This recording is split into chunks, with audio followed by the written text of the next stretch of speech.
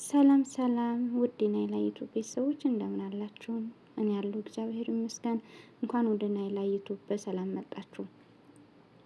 ውድ የዩቱብ ቤተሰቦቼ ስትገቡ ቪዲዮን ስትጀምሩ ላይክ በማድረግ ጀምሩ። የእናንተ ላይክ ለእኔ ትልቅ ነገር አይደለው። አዲስ የገባችሁ ሰብስክራይብ ያላደረጋችሁ ሰብስክራይብ እያደረጋችሁ አበረታቱኝ። አዲስ ጀማሪ ነኝ። ከቃል ወደ ህይወት የሚለው ፕሮግራማችን ክፍል 3 ይቀጥላል። የተሰማችሁን ኮሜንት ላይ አስቀምጡልኝ ማለት ነው። ክፍል 3 የልብ ፈተና።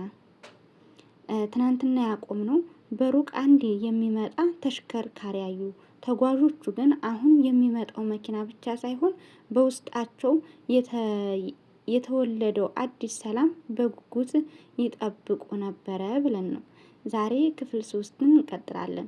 ከሩቅ የታየው አቧራ እየቀረበ ሲመጣ አንድ የጭነት መኪና ከጎናቸው ቆመ።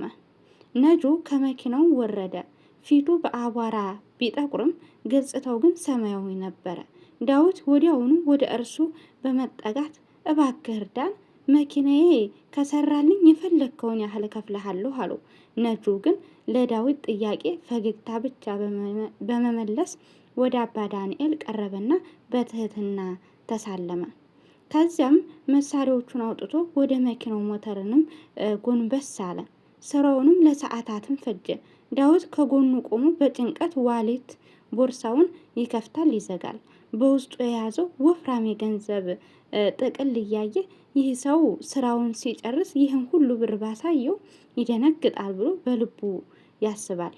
ሙሴ ግን ትኩረቱ ሌላ ቦታ ነበረ።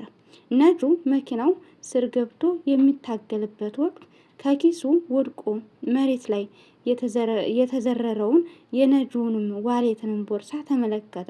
ቦርሳው አርጅቷል፣ ነገር ግን በውስጡ የታመቁ ብዙ ወረቀቶችና ገንዘቦችም ከሩቅ ይታያሉ።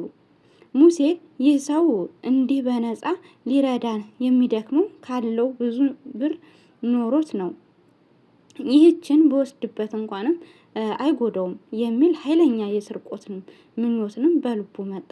የቆሸሸችው እጁ ወደ መሬቱ ዋሌት ቦርሳ ቀስ ብላ ስትሳብ አብርሃም ከጀርባው ሆኖ ትከሻውን ያዘው። አብርሃም ወደ ሙሴ ጆሮ ጠጋ ብሎ ሙሴ፣ ይህ ሰው እኮ ላቡን እያፈሰሰ ለኛ እየደከመ ነው። ሴጣን በልብ ውስጥንም ራስን መውደድ የሚባለውን መርዝንም እየረጨብህ ነው። እውነተኛ ክርስቲያንና ባለን ነገር መርካት እንጂ በሌላው ድካም ላይ ክፋትን ማሰብ አይደለም አለው። ሙሴ በድንጋጤ እጁን ሰበሰበ፣ ፊቱም በሀፍረትንም ቀላ። በዚያችን ቅጽበት ነጁ መኪናውንም አስነስቶ ወጣ። ዳዊት በደስታ ወደ እርሱ ቀርቦ ይህ ለድካምህ ነው በማለት ከራሱ ዋሌት ቦርሳ ውስጥ ብዙ ገንዘብ አውጥቶ ዘረጋለት። ነጁ ግን እጁንም በመመለስ ጌታዬ፣ እኔ የረዳኋችሁ ገንዘብ ፈልጌ አይደለም፣ እግዚአብሔር የሰጠኝ ሙያ ለወዳጆቼ እንዳካፍል ስላዘዘኝ ነው አለው። ዳዊት ግራ ተጋባ። ገንዘቡ የማይገዛው ነገር ይኖራል ብሎ አስቦ አያውቅም። አባ ዳንኤል ሁኔታውን ከአብርሃም ሰምተው ከተረዱ በኋላ ከዛፍ ጥላ ስር ተነስተው ወደ ልጆቻቸው ቀረቡ። ዳዊት ሆይ፣ ክርስትና በንግግር ብቻ ሳይሆን እንዲህ ባለ ተግባር የሚገለጥ ሕይወት ነው። ይህ ነጂ ያሳየው ነገር በውስጣችን ያለውን ሁለት አይነት ፈቃድ ነው። አንደኛው ለራስ ብቻ የመኖር፣ ሁለተኛው ደግሞ ለእግዚአብሔር የመገዛት ፈቃድ።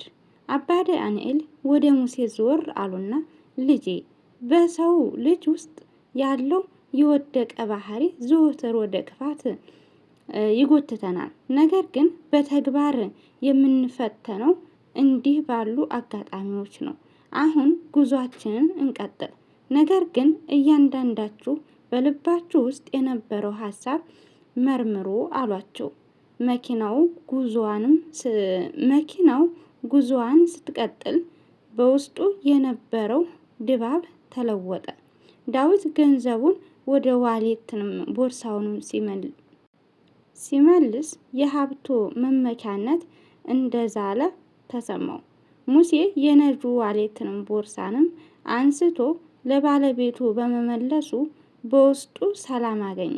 አብርሃም ደግሞ የአባን ምክር በዝምታ ያሰላስል ነበረ። በሩቅ የገዳሙ ግንቦችንም እያዩ መጡ ይላል። ክፍል 4 ይቀጥላል። ውድ ቤተሰቦቼ ስለተከታተላችሁ ከልብ አመሰግናለሁ። ከዚህ ታሪክ ውስጥ ምን እየተረዳችሁ ምን እየተማራችሁ እንደሆነ በኮሜንት ብታስቀምጡልኝ ደስ ይለኛል። እኔ ለምሳሌ ዛሬ ከክፍል 3 ካነበብኩት ከሙሴ ተምሬያለሁ። ማለትም ሙሴ እሱ ሌባ ነው፣ ግን ደግሞ ያንን ሌብነቱን ገትቶ ማለትም የነጁን ዋሌት አንስቶ ከመሬት ላይ ለነጁ መስጠቱ የልቡን ፈቃድ ማሸነፉ ነው።